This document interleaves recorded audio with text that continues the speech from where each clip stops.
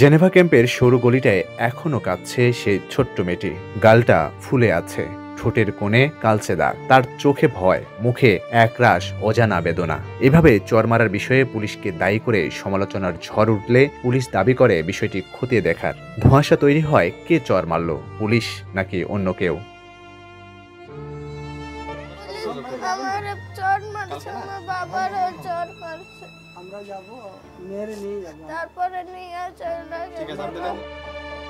রাজধানীর মোহাম্মদপুরের জেনেভা ক্যাম্পের সরু গলিতে এক মুহূর্তের ঘটনার ভিডিও এবার নাড়া দিয়েছে পুরো সামাজিক যোগাযোগ মাধ্যমকে। একজন বাবাকে পুলিশের হাতে আটক করে নিয়ে যাচ্ছিলেন আইন শৃঙ্খলা রক্ষাকারী বাহিনীর সদস্যরা।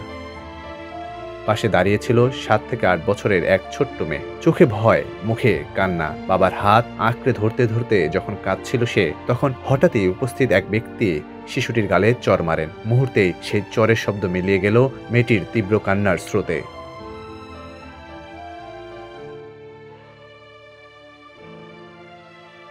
সেই ভিডিও সামাজিক যোগাযোগ মাধ্যমে ছড়িয়ে পড়তেই দেশ জুড়ে সমালোচনার ঝড় ওঠে। অনেকে বলছেন, একটি শিশুকে এভাবে আঘাত করার মানে কেবল তার মুখে নয়, সমাজের বিবেককেও এক চর মারা, যা ফৌজদারি অপরাধ বলেও গণ্য। শব্দগুলো কাঁপা গলায় বেরিয়ে আসছিল, কিন্তু প্রতিটি শব্দ যেন হাহাকারের মতো ছুঁয়ে যাচ্ছিল চারপাশকে।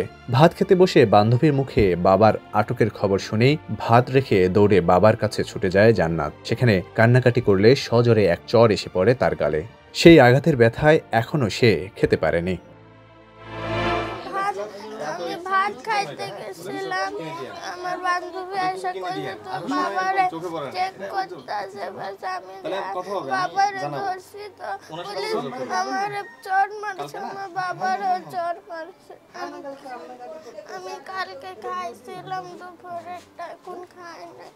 অনেক পরে বাবার কথা মনে, আমরা যাব মেরে নিয়ে যাব, তারপরে নিয়ে চলে গেল বাবার। আমি কইছি আমার বাবারে ছাইরা দিতে। যার গ্রেফতার নিয়ে এই ঘটনা, সেই রুস্তমের বাবার দাবি, একজনের মামলা আরেকজনকে চাপায় দেয়া হয় টাকার জন্য। সেদিন পুলিশই সজোরে চর মারে বলে দাবি পরিবারটি। ছেলে নেশা করে বলেও জানায় রুস্তমের বাবা। কথা হলো যে আমার ছেলের দোষ করছে, বাবা খায়, বাবা বিক্রি করে। আমার বাচ্চা 7 বছর 8 বছর মেয়ে, তা সে একটা ফুলের মতো মেয়েরা একটা চড় দেওয়া, এটা তো উচিত না, এটা তো ভালো কথা না। এটা বিচার চাবো না বলেন, আমার ভাই কোনো অপরাধ নাই।